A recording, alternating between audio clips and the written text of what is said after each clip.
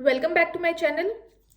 एक शिक्षक के लिए सभी बच्चे सामान्य हैं। अगर कोई बच्चा प्रॉब्लम से नहीं गुजर रहा है या कोई बच्चा प्रॉब्लम से किसी प्रॉब्लम को समस्या को फेस कर रहा है, एक शिक्षक के लिए सभी बच्चे सामान्य रूप से महत्वपूर्ण हैं। तो आज इसी एक टॉपिक को लेके आज एक समस्या को लेके मैं उस पर चर्चा करूंगी कि शिक्षक को क्या करना चाहिए, और वो है ऑटिज्म स्पेक्ट्रम डिसऑर्डर। जी हाँ, ये एक ऑटिज्म स्पेक्ट्रम डिसऑर्डर अगर बच्चे में है तो शिक्षक क्या कर सकते हैं, कैसे उस वैसे बच्चों को कैसे ट्रीट कर सकते हैं, कैसे पढ़ा सकते हैं, और क्या होगा आपका पढ़ाने का तरीका। इस पर हम लोग आज खास चर्चा करेंगे, पॉइंट वाइज चर्चा करेंगे। वीडियो के एंड तक बने रहिएगा जिससे कि आपको एकदम क्लियर हो जाएगा कि अगर बच्चे को ऑटिज्म स्पेक्ट्रम डिसऑर्डर है तो शिक्षक इस चीज में कैसे क्या कर सकते हैं। तो इसलिए ये वीडियो होने वाला है बहुत महत्वपूर्ण। तो चलिए इस वीडियो को स्टार्ट करते हैं।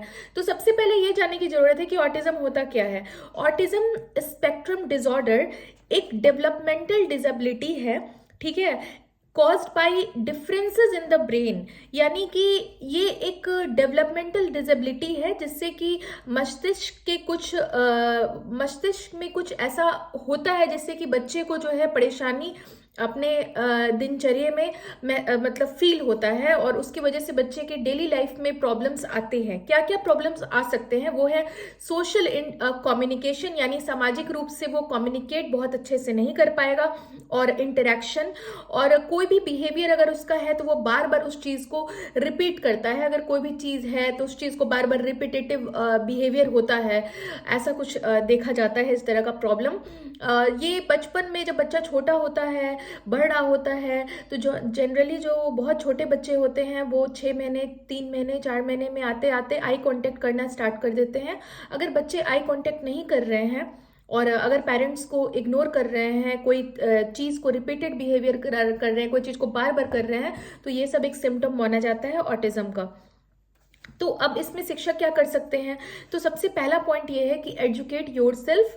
ठीक है, शिक्षक, हम लोग एज अ शिक्षक अपने आप को सबसे पहले एजुकेट करेंगे, कि सबसे पहले खुद खुद में पढ़ेंगे कि भाई ये क्या चीज़ है, इसके बारे में डेप्थ एनालिसिस करेंगे। अगर हमें ऐसे बच्चे को, अगर इस समस्या से गुजर रहा है और अगर हमें उसे पढ़ाना पड़े, तो हम अपने आप को पहले एजुकेट करेंगे, हम अपने आप को पहले ज्ञान देंगे इस चीज़ का कि भाई ये क्या है और इसके सिम्टम क्या होते हैं। सबसे पहले तो उसके बारे में डिटेल पढ़ाई करने की ज़रूरत है शिक्षक को।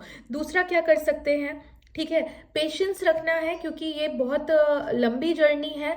ऐसा नहीं है कि तुरंत ये चीज़ आपने रात में स्टार्ट की और सुबह सॉल्व हो गया, या आप क्लास ले रहे हो, एक पीरियड में ये चीज़ खत्म कर दी आपने सॉल्व करके, और पेरेंट्स को कहा लो जी मैंने तो आपकी मतलब जो आप फेस कर रहे हो वो तो मैंने एक क्लास के पीरियड में ही कर दिया। ऐसा कोई मजाक हंसी वाली बात नहीं है। इसे पेशेंस के साथ सीरियसली इसे सॉल्व किया जा सकता है। ये इसकी कोई इलाज नहीं है, ऐसा नहीं है कि ये इसका कोई इलाज है और ये ठीक हो जाता है। ये अगर आप इसे अर्ली डिटेक्ट करके और धीरे धीरे इस पर सुधार करने की कोशिश करें तो एक टाइम आने पर बच्चे के बिहेवियर में चेंजिंग, आपको पॉजिटिव चेंजिंग देखने को मिलेगा।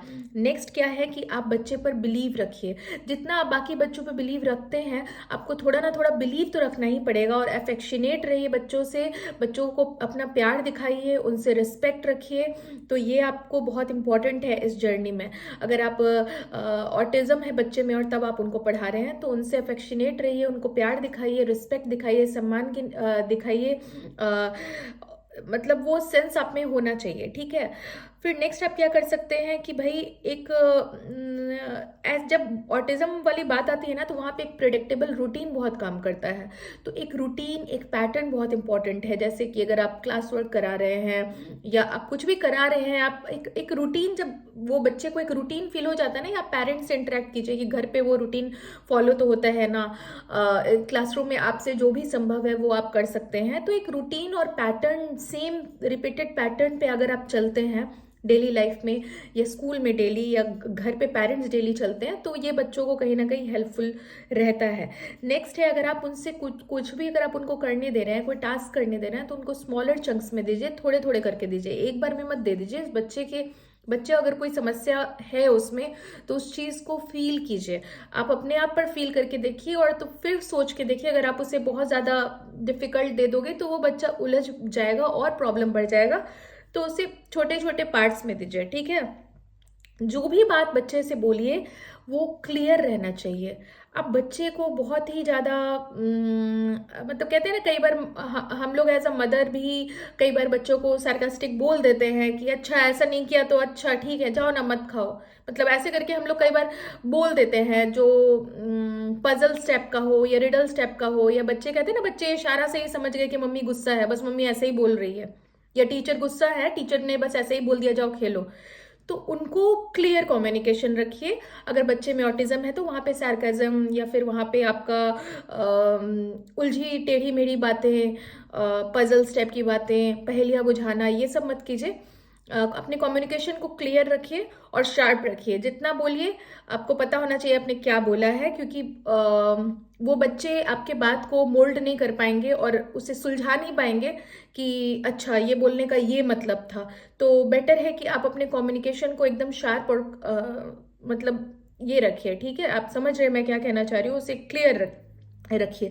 नेक्स्ट आप क्या कर सकते हैं कि भाई विजुअल सपोर्ट्स जो है बच्चों को दीजिए।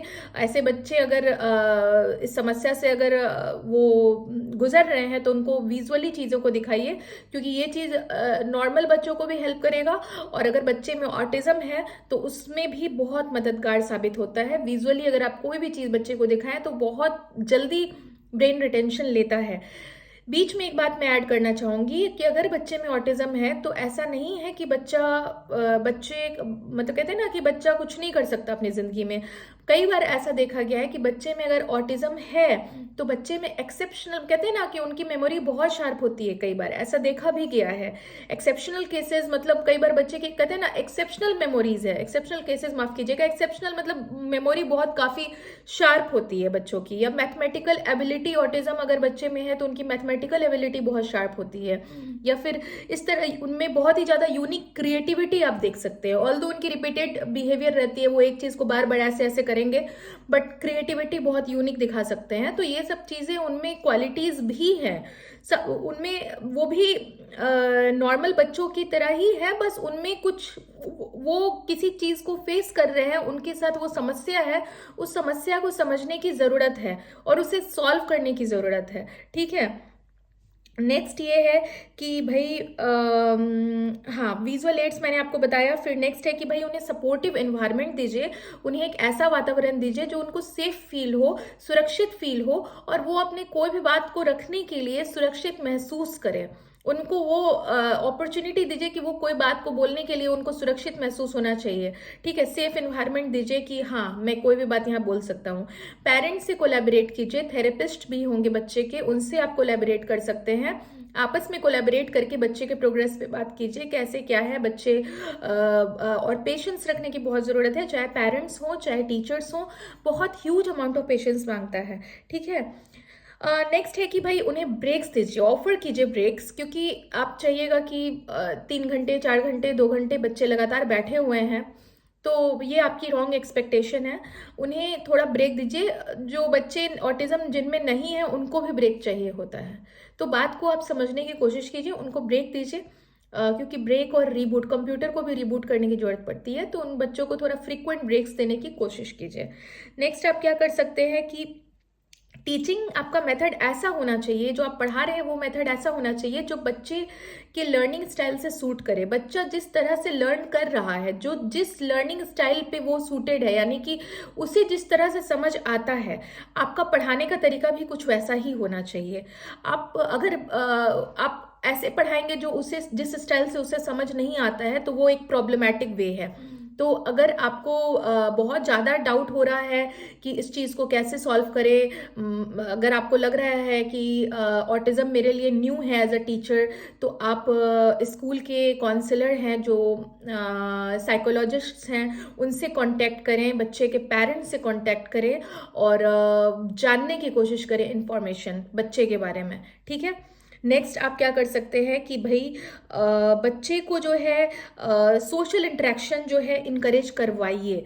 यानी कि बच्चे को सोशल इंटरेक्शन में प्रॉब्लम आता है, ऑटिज्म जब होता है तो उनको सोशल इंटरेक्शन में इन्वॉल्व कराइए। ऑटिज्म अगर है बच्चों को तो उनको सोशल इंटरेक्शन करवाइए। क्लासरूम में ग्रुप है तो उनसे बातें करने दीजिए। तो सोशल इंटरेक्शन इम्पॉर्टेंट है, ठीक है।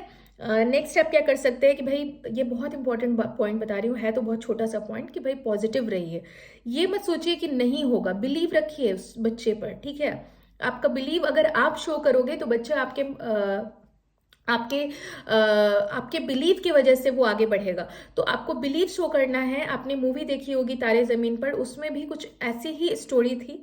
तो आपको अपना बिलीव दिखाना है, ठीक है। एक पेरेंटिंग या टीचिंग या बच्चे का बड़ा होना, ये सब बहुत ही चैलेंजिंग रास्ता होता है जिंदगी का। तो इसमें आपको बिलीव दिखाना है कि हाँ ठीक है, और पॉजिटिव रहना है, ठीक है। पॉजिटिव रहना बहुत ज़रूरी है। उन्हें मोटिवेट कीजिए, उन्हें प्रोत्साहन दीजिए, और पॉजिटिव बिहेवियर, आपको अपना पॉजिटिव बिहेवियर रखना है। पॉजिटिविटी को प्रमोट कीजिए, जितना भी हो सके सकारात्मकता से माहौल को भर दीजिए। ये आप ही कर सकते हैं। और बच्चे कई बार बहुत ऐसे एग्जाम्पल हैं कि जब बच्चे में ऑटिज्म है और वो भी बहुत एक्सेप्शनल, कहते हैं ना, बहुत ही ज़्यादा गिफ्टेड निकले हैं और बहुत ही तरक्कियां भी हासिल की हैं जिंदगी में। तो कभी भी अपना बिलीफ उन पर नहीं छोड़े, अपना नज़र उन पर नहीं छोड़े, अपनी नज़र रखें, अपना उन पर भरोसा रखें, अपना बिलीव रखें और पेशेंस रखें और पॉजिटिव रहें। यही 3-4 बात मैं लास्ट में बोलना चाहूँगी, क्योंकि बच्चों पर हर बच्चे भगवान का देन है। और अगर बच्चे समस्या से गुजर रहे हैं तो ये पेरेंट्स और टीचर्स दोनों की जवाबदेही है। मैं ये नहीं कहूँगी कि ये सिर्फ और सिर्फ माता पिता की जवाबदेही है। उन माता पिता को भी पूरा हक है कि टीचर्स के पास बच्चे जाएं। हर बच्चे को शिक्षक जरूरी है, हर बच्चे को स्कूल जरूरी है। इंक्लूसिव एजुकेशन में आपने पढ़ा होगा, तो कंपलसरी एजुकेशन होना चाहिए सबका। तो ये एक शिक्षक और माता पिता दोनों के ट्रस्ट दिखाने से, दोनों के बिलीव दिखाने से बहुत ही ज़्यादा एक्सेप्शनल बदलाव देखने को मिल सकते हैं, जो आपने कभी सोचा भी नहीं था। तो आई होप इस वीडियो के बाद आपको अगर बच्चे में ऑटिज्म है तो उससे रिलेटेड आपको कुछ आइडियाज़ मिला होगा कि टीचिंग में हम क्या कर सकते हैं। मिलती हूँ किसी नए वीडियो में एक नई समस्या या एक नई प्रॉब्लम, सिचुएशनल प्रॉब्लम को लेके। तब तक के लिए आप सबको गुड बाय। सब लोग अपना ध्यान रखिएगा, स्वस्थ रहिएगा, मस्त रहिएगा और व्यस्त रहिएगा।